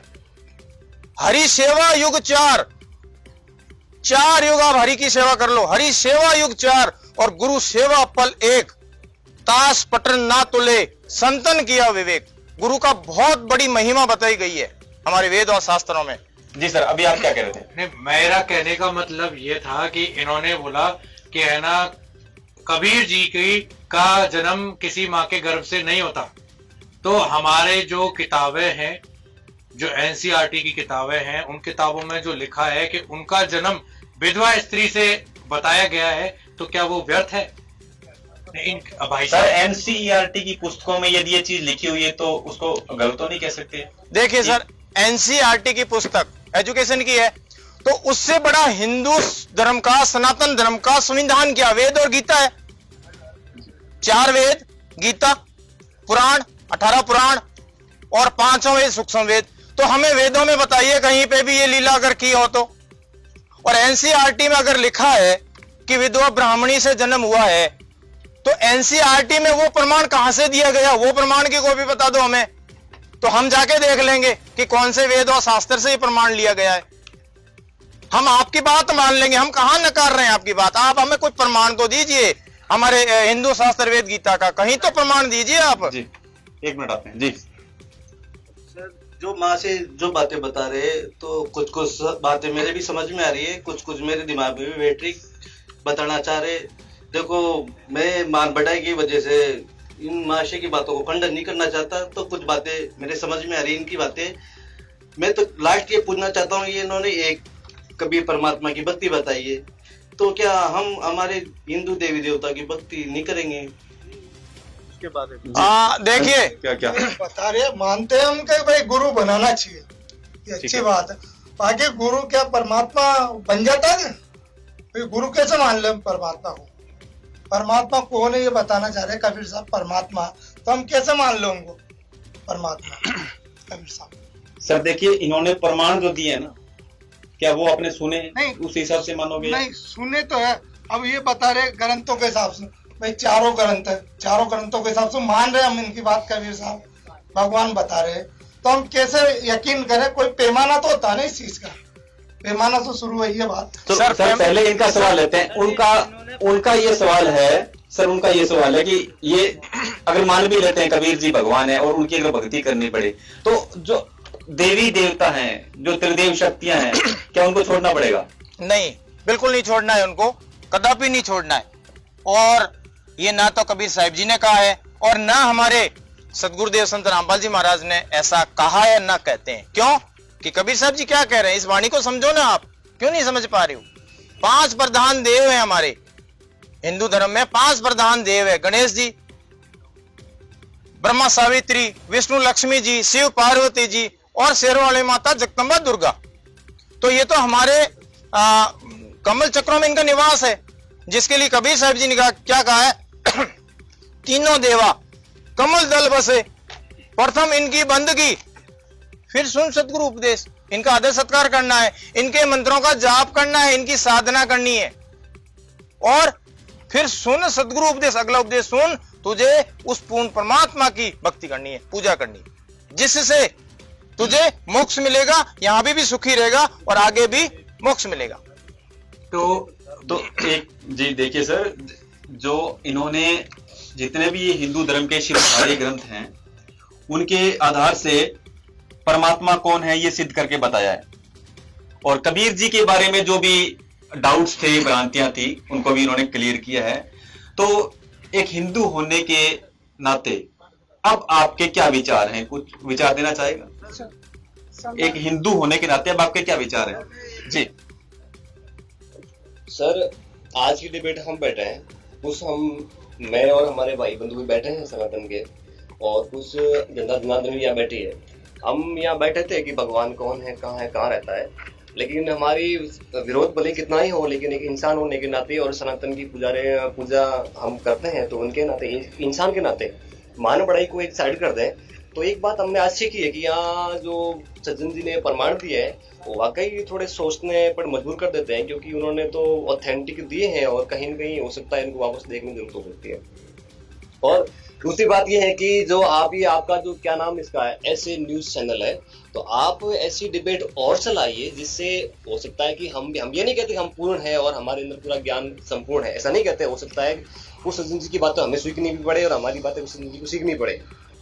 तो धन्यवाद है आपके ऐसे न्यूज चैनल के लिए कि आप ऐसी डिबेट और कीजिए जिससे हमारे अंदर भी, सज्जन जी के अंदर भी, और आज आपके इस ऐसे न्यूज चैनल के माध्यम से जितने भी मीडिया की टीवी के माध्यम से ज्ञान जाएगा उनकी जनता को भी पता चलेगा कि रील में है क्या। तो यही बात मैं कह के बात को एंड करूंगा कि आज की जो चर्चा हुई है वो निष्पक्षता के साथ हमें कुछ और कोई एक मिनट आपके पास आ रहे जी। मैंने इस डिबेट को ध्यानपूर्वक सुना और अब मुझे समझ में आया कि मैं जो साधना पूजा कर रही थी उसका कोई आधार नहीं था, क्योंकि मुझे अपने शास्त्रों का कोई ज्ञान नहीं था।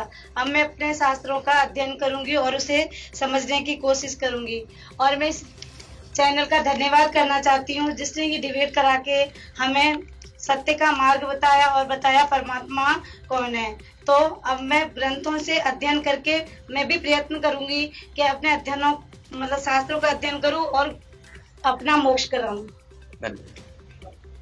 जी आ रहे हैं आपसे ये सवाल है कि सज्जन जी ने और लोगों ने प्रमाण दिए हैं कुछ ग्रंथों के, शास्त्रों के, संतों की वाणियों के, जिससे बहुत से डाउट क्लियर हो गए लोगों के। तो क्या आपके भी कोई डाउट क्लियर हुए, कैसा महसूस करते हैं? क्वेश्चन करता हूँ, जो सर ने आज जो चीजें हमें बताई है वो हमने कभी देखी भी नहीं थी और ना पढ़ी थी। आज जिस चीज को हमने हकीकत सच्चाई हमें जो मिली, इतनी सारी मीडिया के सामने हमने जो चीजें देखी है, प्रमाण देखा है, वो चीज को हम मानते हैं कि आने वाली जो हमारी पीढ़ी है इन चीजों को जाने, और मीडिया के माध्यम जो सर ने सतगुरु रामपाल जी महाराज का जो हमें बताया प्रमाण, उस प्रमाण को देख के, उनके विचार सुन के, उनके विचार समझ के हम भी कुछ हमारे आने वाली पीढ़ी बच्चों को वो चीजों को मार्ग में जाएं और हम भी सतगुरु रामपाल जी महाराज से उद्देश्य लेके हमारा जीव का कल्याण कराएं और हम खुद मोक्ष पाने की तैयारी करें। जी सर, जी सर। सर हमें यह बताइए कि हम हमारे देवी देवता को मानते हैं, तो क्या हमें ये बताइए कि हमें कोई गुरु बनाना भी जरूरी है इस जीवन में? तो सर ये हमें बताइए। सर एक सवाल जनरल सवाल है कि गुरु बनाना जरूरी है इनको? बहुत अच्छा क्वेश्चन पूछा उन्होंने। गुरु बनाना बहुत जरूरी है, क्योंकि ये हमारी गीता जी कह रही है। गीता अध्याय 4 श्लोक 34 में कहा है कि अर्जुन तो तत्वदर्शी संत की खोज कर। तो तत्वदर्शी संत की खोज करने के बाद में तत्वदर्शी संत से उपदेश लेकर के आपको भक्ति करनी पड़ेगी, तभी मोक्ष होगा, नहीं तो मोक्ष नहीं होगा। ये हमारी गीता जी कह रही है। गुरु बनाना बहुत जरूरी है। ठीक है सर, और कोई अपने व्यू देना चाहेगा आप? जी सर, काफी देर से मैं, क्योंकि एक वाणी है, एक मिनट सर, गुरु बिन माला फेरते, गुरु बिन देते दान, गुरुबिंद दोनों निष्फल है, पूछो वेद पुराण। जी सर। सर काफी देर से मैं ये जो डिबेट चल रही है इसके बारे में सुन रहा हूँ अच्छे से और मंथन भी कर रहा हूँ। मैं एक तरफ तो जो ये देवी देवताओं को मानने वाले हैं कि ये भगवान है और एक तरफ कबीर जी को मानने वाले हैं। आप किनको मानते हो? मैं दोनों को ही नहीं मानता फिलहाल तो, लेकिन अब सोचने के बाद में ये साबित हो रहा है, ये समझ में आ रहा है कि जो इधर ब्रह्मा जी या विष्णु महेश या दुर्गा जी या गणेश जी हनुमान जी, इनको जो भगवान मान रहे हैं, इनके पास में किसी प्रकार का कोई प्रमाण इन्होंने सामने नहीं रखा है, कोई इनके पास में ऑथेंटिक प्रमाण नहीं है। जबकि जो कबीर जी को जो मानने वाले हैं, इन्होंने चारों वेदों के अंदर सूक्त नंबर बताया है, मंत्र नंबर बताया है, गीता जी का अध्याय नंबर बताया है, बाइबल हो गया उसके बारे में बताया, कुरान शरीफ के बारे में बताया है। तो मुझे ये चीज लग रही है कि जहाँ प्रमाण मिल रहा है तो वो प्रमाण अगर है तो वो चीज वहाँ सही है, उस पर अपन सबको सोचना चाहिए, उस पर विचार करना चाहिए। दूसरी बात ये कि ये गुरु की बात कर रहे हैं, हालांकि मैंने भी 3-4 गुरु बना लिए, लेकिन अभी तक ये जो चीजें डिबेट में जो सुनने को मिली वो मेरे को आज दिन तक कहीं नहीं मिली। दूसरी बात, ये जो कबीर जी को जो मानने वाले हैं, ये प्रमाण इस तरह से दे रहे हैं जिन्हें इन्होंने पीएचडी कर रखी है, जिसे किसी कॉलेज में पीएचडी कर रहे हैं। तो मेरा भी दिल यूँ कर रहा है कि कहीं ना कहीं मुझे भी इनके जो कॉलेज है जिसमें इन्होंने एडमिशन ले रखा है, एक ही बात बार बार बोल रहे हैं लास्ट में कि संत रामपाल जी महाराज ने इनको ये सब कुछ बताया है। तो मेरी भी इच्छा है कि एक बार मैं भी उनके इस आध्यात्मिक विद्यालय में प्रवेश लूँ, ऐसी मेरी इच्छा है। वैसे मैं इन किसी का विरोध नहीं कर रहा, लेकिन मैं इस सारांश पे पहुंचा हूँ कि तत्वदर्शी संत की भी बात यहाँ पे आ रही है। मैंने सुना था कि तत्वदर्शी संत होता है, लेकिन तत्वदर्शी संत के बारे में ये बता रहे हैं, प्रमाण सहित बता रहे हैं। तो मैं तो इन सब से एक निवेदन करूंगा कि आखिरकार जहाँ प्रमाण है वहाँ सब कुछ है, और प्रमाण के साथ इंसान को रहना चाहिए सर। जी जी जी। जैसा कि मेरे भाई साहब ने बताया जी सर कि ये कौन सी कॉलेज में पढ़े हैं, एडमिशन लिया है, तो हमें इसका कोई ज्ञान नहीं था और न ही आज कोई हमें ज्ञान है। ये ज्ञान हमारे सदगुरु संत रामपाल जी महाराज ने करवाया, जिसकी वजह से हमने वेद गीता खंगाले देखे, प्रमाण मिलाए, तब हमने सोचा और हमें लगा कि संत रामपाल जी महाराज तो 100 की 100 साची कह रहे हैं। भाई ये खजाना उस परमात्मा के बारे में, उस तत्व ज्ञान का खजाना हमारे वेद गीता कुरान बाइबल में छुपा पड़ा है, सूक्ष्म वेद में छुपा पड़ा है। आज तक हमारे को किसी तत्वदर्शी संत ने नहीं बताया था। 100 साल पहले कबीर साहिब जी ने सारी वाणियां बोली, सारा ज्ञान समझाया, और अब वो ज्ञान संत रामपाल जी महाराज बता रहे हैं। कलयुग बीते 5500 पाचा, तब महापुरुष तक जग तारण को आए। तो वो महापुरुष इस धरा पे, और वो भी भारत की धरा पे आए हुए संत रामपाल जी महाराज जी। आप सभी जल्दी से जल्दी संत रामपाल जी महाराज से नाम दीक्षा ले और अपना कल्याण करवाएं। क्यों कि ये तत्व ज्ञान की जो उलझी हुई गुत्थी थी, संत रामपाल जी महाराज जी ने बहुत ही आसानी से सुलझा दी। 9 मन सूत उलझिया, ऋषि रहे झकमार, और सतगुरु ऐसा सुलझा दे, उलझे ने दूजी बार। तो भाइयों, वो सतगुरु इस धरती पे आए हुए हैं, पूर्ण परमात्मा संत रामपाल जी महाराज कबीर साहिब जी के ही रूप है, अवतार है, सदगुरु रूप में आए हुए हैं। उनसे उपदेश लें आप अति शीघ्र, उनका ज्ञान समझें। YouTube चैनल संत रामपाल जी महाराज पे देखें आप, साधना टीवी पे उनका प्रोग्राम आता है 7:30 से 8:30, वहां देखें और ज्ञान समझें, अपने शास्त्रों वेद गीता से प्रमाण मिलवाएं, और उसके बाद आप निर्णय लें कि सही क्या है और गलत क्या है। जी सर, जैसा अभी बात करें YouTube सोशल मीडिया की, तो ये चीज तो हम देखते हैं संत रामपाल जी महाराज आपके हर दिन ट्रेंड में रहते हैं सोशल मीडिया पर, और वहां पर भी आप प्रमाण वगैरह दिखा रहे हो। आज लाइव देखने का मौका मिला हमारी ऑडियंस को, तो और कुछ कहना चाहोगे इस डिबेट के बारे में? जी सर। जी सर, इस साधु वेश में मुझे 22 साल हो गए, और संत रामपाल जी महाराज की वजह से ये गलत धारणा फैली हुई थी संत रामपाल जी महाराज की कि ये हिंदू देवी देवता को नहीं मानते, ये हिंदू विरोधी है। लेकिन इनकी बातों से और इनकी जो आत्मविश्वास है उससे लगा कि नहीं, संत रामपाल जी महाराज हिंदू विरोधी नहीं है। जो भी बातें बताई वो प्रमाणित बातें बताई इन्होंने। तो मुझे भी एहसास हो गया कि संत रामपाल जी महाराज सही ज्ञान बता रहे। मैं भी इनकी बातों को जानने की कोशिश करूंगा, इनकी पुस्तकें पढ़ने की कोशिश करूंगा। ठीक है जी, एक मिनट आते हैं जी आपके पास जी। सर, कबीर साहब की वाणी है कि लूट सको तो लूटियो, राम नाम की लूट, हर पीछे पछताओगे प्राण जाएंगे छूट। संत रामपाल जी महाराज राम नाम का ज्ञान दे रहे हैं। हम आपसे यही कहना चाहेंगे कि राम नाम का मंत्र लेके अपना कल्याण करवाए जी। ठीक है, और कोई अपने विचार देना चाहेगा? सर, हम आपके विचार लेना चाहेंगे, आप स्टेज पे हैं, आप क्या कहना चाहेंगे? जी, मैं निशब्द हूँ इस बात पे अभी, क्योंकि ये जितनी भी बातें हुई है हमने भी जो अभी तक हमारे पूर्वजों की बातों को माना है, पूर्वजों की बातों को जाना है और उनकी बातों पे हमने अमल किया है आज तक। आज कहीं ना कहीं हमें ऐसा लग रहा है कि हम बिल्कुल गलत कर रहे हैं। नहीं, जरूरत है खुद को टटोलने की जरूरत है। कहीं ना कहीं हम अपने शास्त्रों को पीछे छोड़ रहे हैं और जिस कारण से हम आज बहुत पीछे हैं। आज भाई साहब ने हमें प्रमाण बताए, प्रमाण, और हम पूरा उन प्रमाणों को भाई साहब से लेके जाएंगे और हम अपनी किताबों में पढ़ेंगे। पढ़ने के बाद फिर गहन करने के बाद हमें लगता है कि बात सही है तो हम भाई साहब की बात से सहमत होंगे, नहीं तो आगे देखो हाँ जो हमारे रीति रिवाज चल रहे हैं वो हम जो जैसे बात मुद्दे की थी ना, परमाणु की बात स्टार्टिंग में हमारा यही था। आपकी बात, और इन्होंने अगर प्रमाण दे दिए, यदि वो प्रमाण सही है तो मानने में कोई दोहराई होने भी नहीं चाहिए, है ना? आपकी बात से मैं बिल्कुल सहमत हूँ। पर एक बार मैं अपने शास्त्रों को जरूर पढ़ना चाहूंगा और कहीं जो चीज हमसे छूट गई है, जो बातें हमसे छूट गई है या जो मंत्र श्लोक हमसे छूट गए, जो सर ने हमें बताया या भाई साहब ने हमें बताया, तो हम उनसे एक बार पढ़ के फिर भाई साहब से हम या फिर संत ये आप चैनल से आपसे संपर्क करेंगे दोबारा से। अगर ऐसा कुछ मौका मिला दोबारा से डिबेट का तो हम जरूर बताएं जी। सर, उन्होंने अच्छी बातें बताई, ये हम मानने को मानते हैं तो भाई कबीर साहब भगवान है। और उनके गुरु जैसे इन्होंने बताया कि भाई संत रामपाल जी महाराज का, तो ये हम देखते थे।